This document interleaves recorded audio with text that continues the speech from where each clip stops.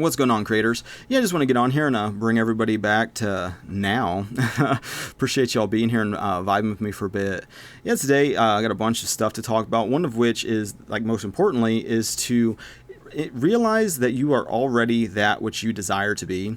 And what I mean by that is that until you make the future a present reality, it'll always just be this this daydream, this lack of fulfillment, this state of desire that is constantly saying to creation what you are not. And so Neville Goddard has a really interesting quote that kind of goes along with that. It says, I got it pulled up. It says, "You are already that which you want to be, and your refusal to believe this is the only reason you do not see it." And so every time that we are faced with a lot of like resistance and drama and like desiring in the here and now, it's an opportunity to take that as almost a sign of like showing you what you're not, almost like you being hungry. It's like you don't think about food after you just ate, because you're full. So taking a lot of these desires and realizing that you can start to put those desires into practice by embodying the state of already fulfilling, already being fulfilled, and operate from that. And so like a good example of that, it's something I put into practice in my day-to-day life, is I experience a lot of like, I don't know, like responsibilities and just like shit to deal with, which a lot of times can be draining and like the energy wise, but like kind of like, what's the point of all this efforting and doing and everything else is to get to a space of being abundant, peaceful, having all these things that you're striving to achieve. A lot of times I can feel those in like wanting to go on like a vacation, because the state of mind is relaxed. There's not as much attachment to things. Everything can kind of be more in flow.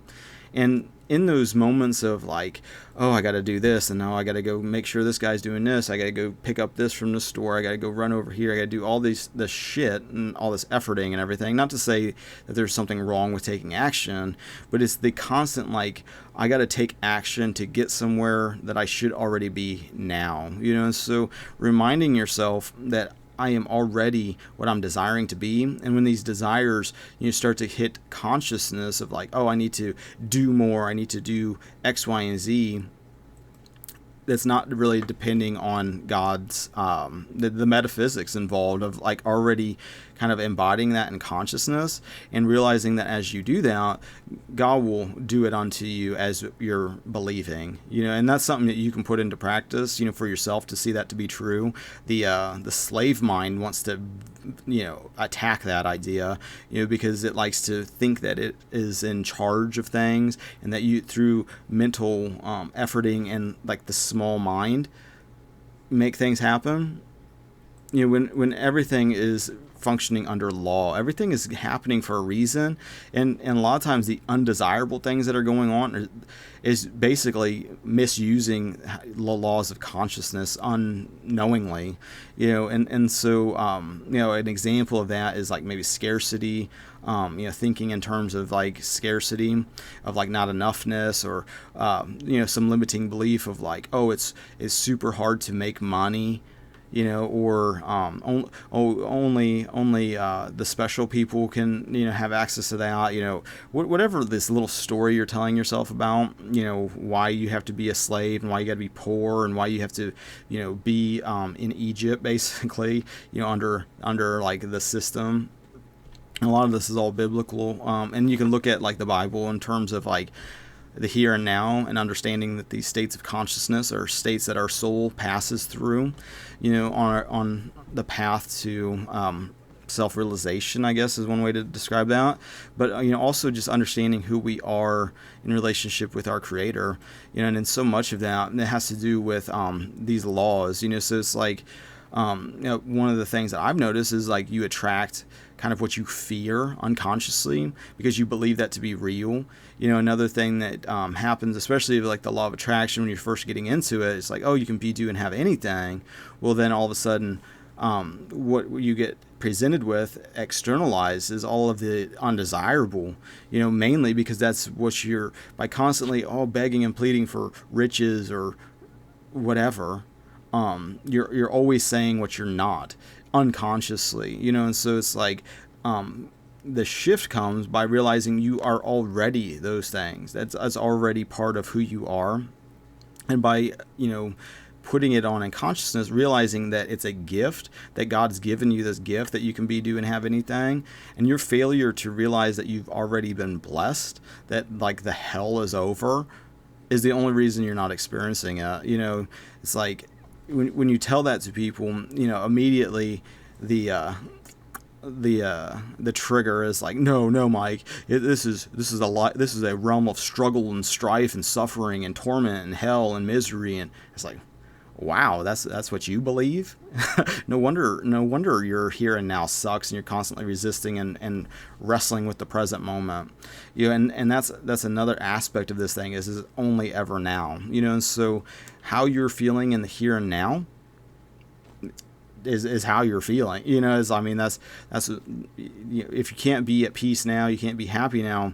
More time is only going to prolong the same cycle, this whole state of consciousness. And so by bringing the future, like you made it moment, it's like it's like a lot of Christians have this like, well, you got to go through X, Y, and Z for so many years and then die to then you can be with God, who's eternally in the present moment. But for some reason people don't seem to make that connection, because they feel separate from that, which is a part of like the old mindset of the slave mind, is to feel separate from God and separate from heaven and separate from all these different things.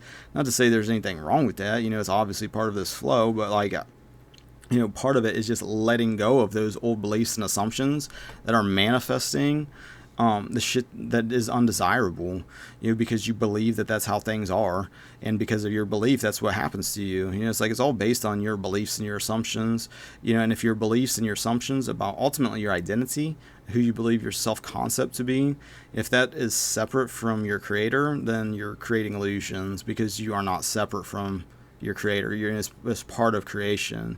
Everything is consciousness externalized, and so even form, the world, the relative world of form, is still part of God's conscious being externalized into the relative world to experience things beyond just ideals and ideas and concepts. It's like you get a lot of that with like the dream like state, where you're like in multiple realities and things just can be whatever.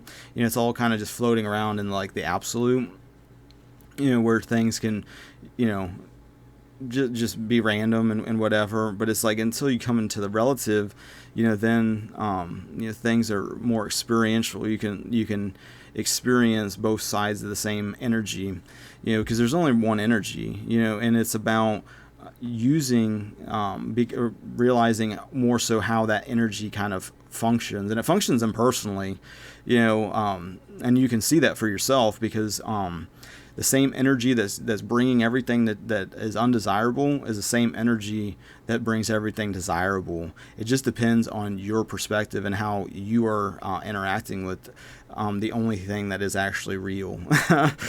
So and people have a hard time with that sometimes, because it means taking responsibility for everything going on in your life. And that's a big part of like stewarding, and that's something that you're doing in the here and now, is like taking what you already have and just creating more flow, more harmony, because more shit is just going to create more unconsciousness. And money is a good example. Again, money is a good example for a lot of things, because we all got to deal with it. We all have these stories about it and everything else. But ultimately, if you believe God is the source of your money, there's a lot less resistance about receiving it and, doing good with it, and thinking of it in terms of energy and energy exchanges, and not having these, well, it's, and this is, something I've, said for years. It's like, well, it's created out of nothing, it's fake. It's, it's just this and that. But it's also part of creation for some reason. And even if you're in jail, you still, you turn ramen noodles into currency. So, you can be in the jungles of, some native land, and they're using like random plants as currency and trade and stuff. So it's like part of like our our consciousness, our nature on some level to do these types of energy exchanges. So instead of judging it, just acknowledge what is already here, and look at it as like there's a divine reason that I may not understand, but I'm not going to have these stories about it that are limiting, disempowering, and ultimately pushing it away. Because a lot of like that is just like, you want to have good people that have wealth around. I mean, do you really want a bunch of people that just want to dominate and enslave others to have all the resources? I mean, that's fucking stupid, And so, letting a lot of those limitations go, and just realizing that that God's the source for it, and that to receive it, with, thankful, just be like, that's just a gift from God, And it goes to the same kind of mindset though of receiving. It's like you are already. Whatever you're going to use this for, you are already that. So if it's money, for a sense of freedom, a sense of peace, a sense of whatever, realize that those inner states of consciousness are within you.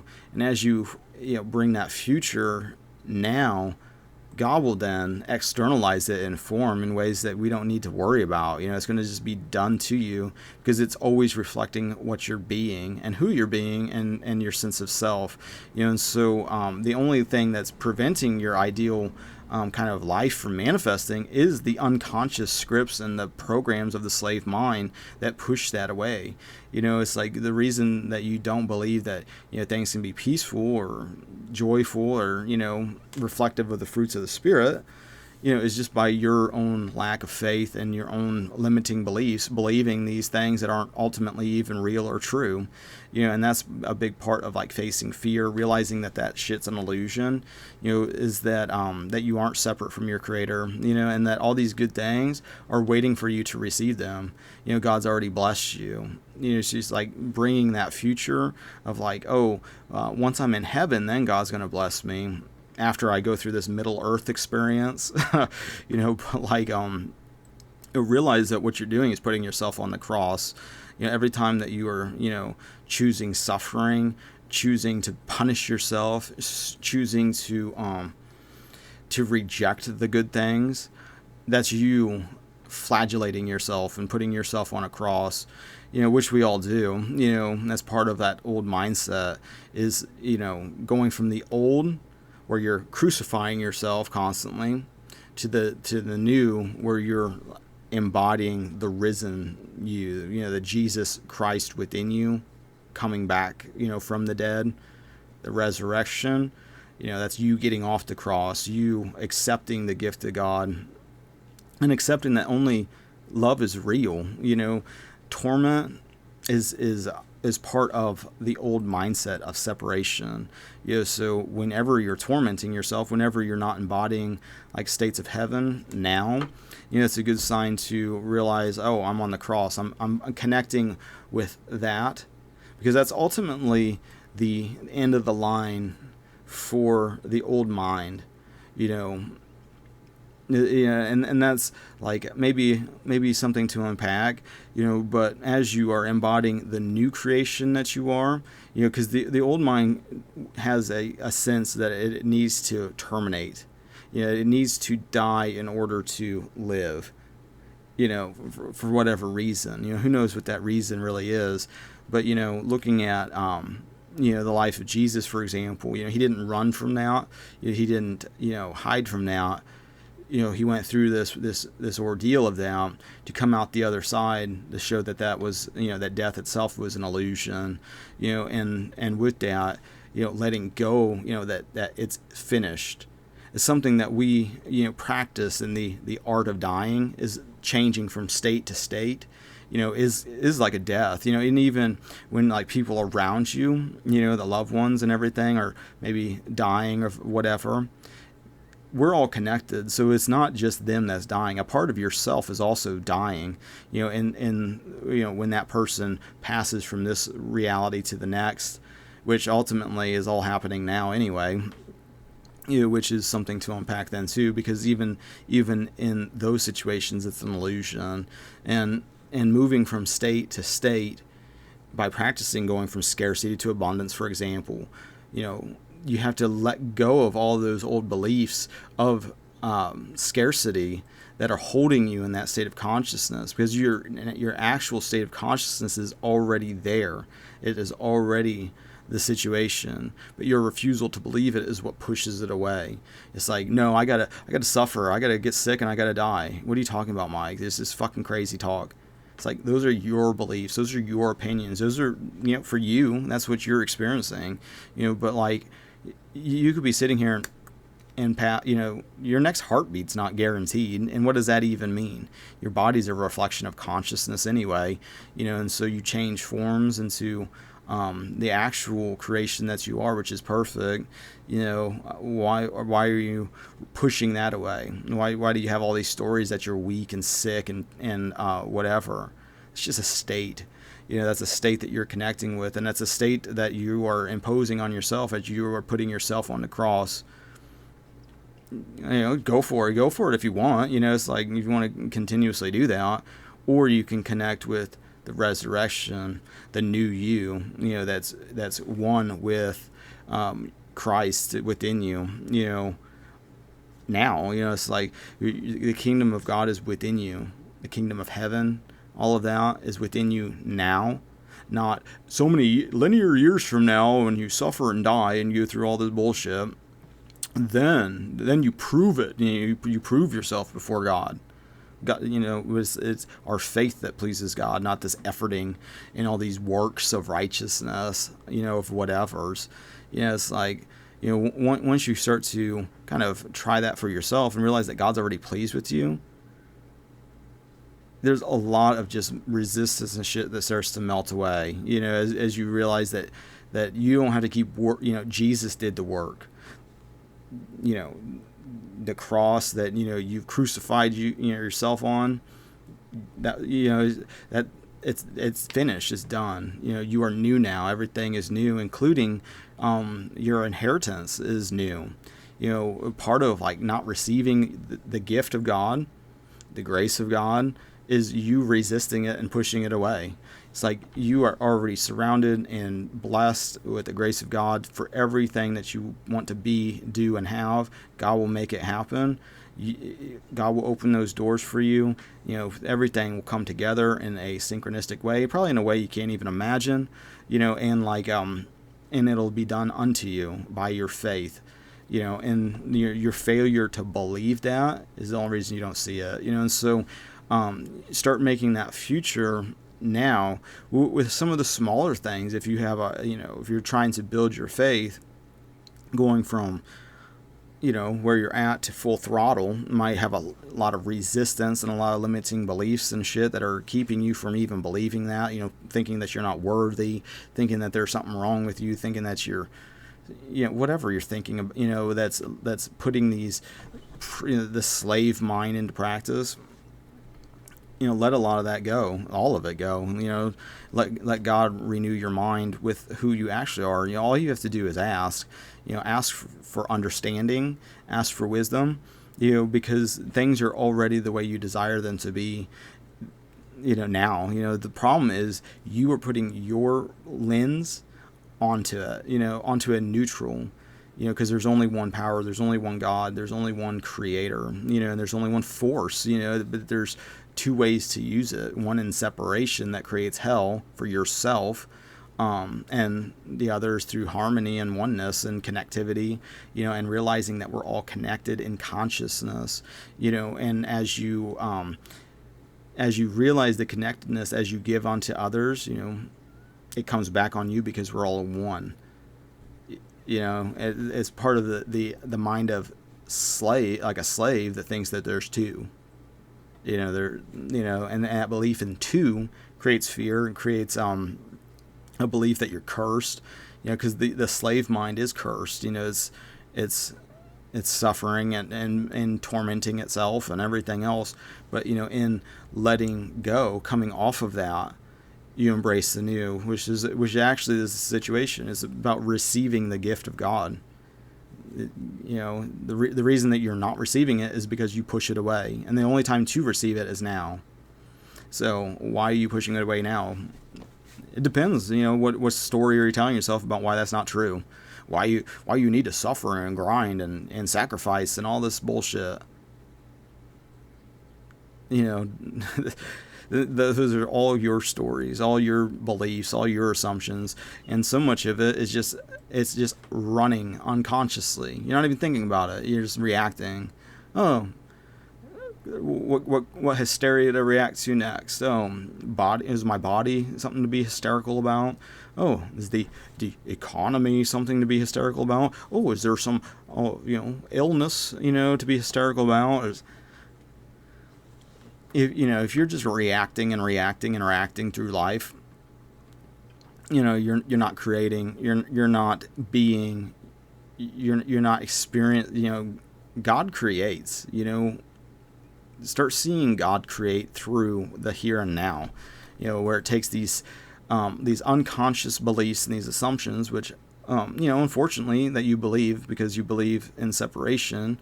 At times, we go back and forth between, the new mind and the old mind until finally you've seen it enough times where it's just like, oh, yeah, I'm not going to keep falling for that trick. I'm not going to fall for that fear again. And when the fears manifest, a lot of times when you stand in faith and embody who you are now, you see a totally different outcome than in the past. Where in your slave mind, when you'd have fear, the worst case scenario does manifest, and then you believe it in even more, and you double down on it, and then it keeps happening, and it's like, oh, that's just the way it is. And it's like, well, not really. For you it is, because that's what you believe.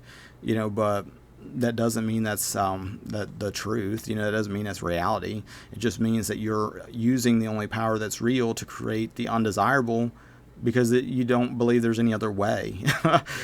So it's like you keep creating it for yourself unconsciously because you believe these patterns. You believe this slave mind that's trying to kind of just keep yourself safe from danger all the time. And by doing that, you're actually creating what you're resisting against. So you're actually creating more danger, and more, things to battle and resist, instead of just, being thankful that that things work under law, things work impersonally like that. And for all the bullshit that you've endured when you're on the cross, basically, in your old identity, the opposite is waiting for you. Your inheritance, your blessing, the gift of God, basically, is just waiting for you to open it and to accept it. It's that simple. It's like God did all the work. Is giving you this gift. Literally, all you have to do is accept it in the here and now. That's just the way it is. But it's your refusal to believe that that's the way it is that pushes it away. And so it's like constantly reminding yourself to stop refusing the gift of God. When something happens, looking at it, instead of doubling down on the fear and the unconsciousness, ask God what to do in that situation, and you'll be led to the correct either understanding, realizing that the new you has a force connected to you that creates good and love and joy and peace everywhere that you go. That there's no longer this disharmony and chaos and drama. That's part of the old mind. That's part of the slave mind. And part of the slave mind is needing a master that's constantly out here telling you, being some intermediary that's better than you, that knows God better than you for some reason, even though God's within you. It's letting go of that need for that. And I personally, think that's, why Jesus returns within, because it's getting away from this, this, look at the special boy. Look at the special boy out here. It's like when Jesus tried, I feel like, to make it clear that, we're all the same, that it at one point said that you would do greater works than he did. That's in the Bible. You can ignore these things and just pretend like he didn't say these things, or you can try to get to the bottom of what he was trying to express. What did he understand about the nature of reality when he says that you will do greater works than he did, that he considers a friend, family, like a brother. We're all connected. He's the we're all kind of God's creation, part of the created by the Creator, you know. And that's something that you can start to unpack through your own spiritual walk and everything. You know, ask, you know, and you'll be shown the answer. It'll come to you, you know, in many different ways, you know, but until you put it to the test, you'll never really know, you know, and this is a first-hand knowing through experience, which I encourage you to do for yourself, or don't, you know, I mean, it doesn't really matter to me at this point. I mean, you can choose to be unconscious and suffer and they just be miserable your whole fucking, spend the eternity, the eternal now, just constantly just suffering aimlessly, needlessly. You know, I guess not needlessly, because it gets to a point where you realize it's like, I need to make a change because this is just so uncomfortable and whatever. But once you understand that that was all made to create the contrast of what you're not, to know who you are, you know, then you can start to connect more and more so with like God's grace, the gift of God, and using the metaphysical law to be, do, and have anything. You know, because so much of what you want to be, do, and have is like you just want it to have it because it'll bring you peace. You think, you know, it's like money's a good example. You know, it's like, oh, if I just had more of it, then I could feel a certain way. Well, a lot of times money is just an amplifier, you know, so if you're unconscious, a lot of times it'll make you more unconscious, you know, but if you're conscious with it, you know, you can use it for becoming more conscious, you know. It's just, you know, depends on your state of mind, you know, because it also depends, you know, if you believe in scarcity, it'll swing both ways. So it's like you'll have a not enoughness, but then you'll have a fear of loss if you do get a shitload of it. You know, either one, you're living in fear about it. You know, so moving forward, it's not about living in fear. Either side of that pendulum. You know, it's about almost like not even giving a shit about it. You know, it's just like, you know, because you just know it's there. You know, it's just like, you know, somebody who's like, you know, has a business, you know, and I deal, you know, anymore, you know, I got a guy that works for me. My wife, she's working for the business. My stepdaughter's working for the business, you know, and it's like, you know, providing for multiple people, you know, it's like you just become like somewhat detached from it. It's like you just expect like, oh, it just flows in and it flows out and it's just part of this energy, you know, that ultimately God's the one that gives you the money. You know, it's like, it's all a reflection of what you believe about it, you know, and so you kind of take it to the next level by not, you know, being a good steward of it, by not letting it run you and make you a slave to it. It's like taking what you have and making good choices with it. And by good choices, I just kind of mean more in alignment with creation and how God like designed it to be used. You know, it's like, you know, all part of your kind of evolution of consciousness. But, you know, that's you know, that's part of it. Everybody's evolving their state of consciousness. And so, yeah, I just want to get on here and kind of share those ideas with you, give you something to think about, put into practice. Hopefully, you know, helps your state of being for the time being. And I think I'm going to balance. I got to do some things for work. I got to pick up some materials and, you know, help my guy move a washer dryer that's pretty heavy. And so yeah, I think I'm balanced. But, you know, I appreciate you guys liking, sharing, subscribing, all the social networking things. I appreciate your spiritual support and your financial support. You know, thank you for that. And until the next now, God bless.